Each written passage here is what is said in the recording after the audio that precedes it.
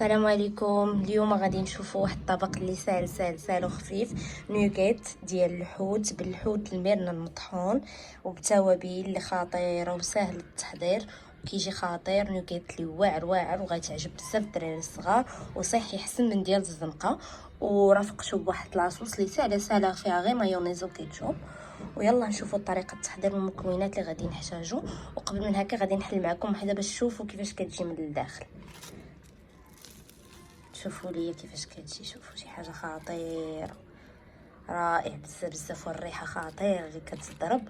ويلا نشوفوا طريقه التحضير والمكونات اللي غادي نحتاجو على بركه الله.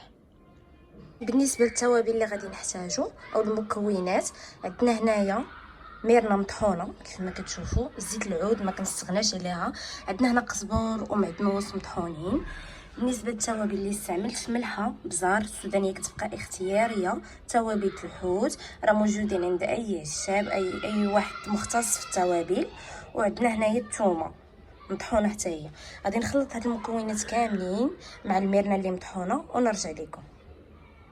ومن بعد ما خلطته بالتوابل ضفت ليه 2 بيضات مع 2 معالق ديال الدقيق. ودابا غادي نحاول نجمعها مزيان، وغادي نقادها على شكل سيكار، وغادي نديرها في هاد الصينيه وغادي ندخلها للثلاجه والكونجيلاتور تبرد وتماسك وتشد في راسها باش تجيني ساهله في القلي.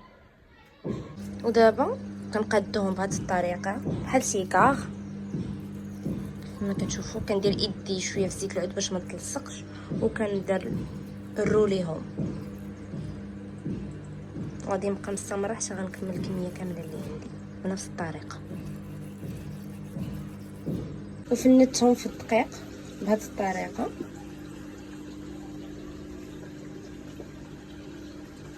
كنعاود كنحط، وغادي نبقى مستمره بنفس الطريقه حتى غنكمل الكميه كامله اللي عندي.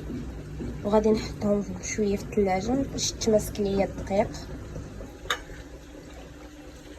من بعد ما خرجتهم من الفريكو كيف ما كتشوفوا شدوا في ريوسهم، بديت كنفندهم في البيض بهذه الطريقه ولا شابلور كما كتشوفوا. يعني كتجي لا شابلور شاده فيهم.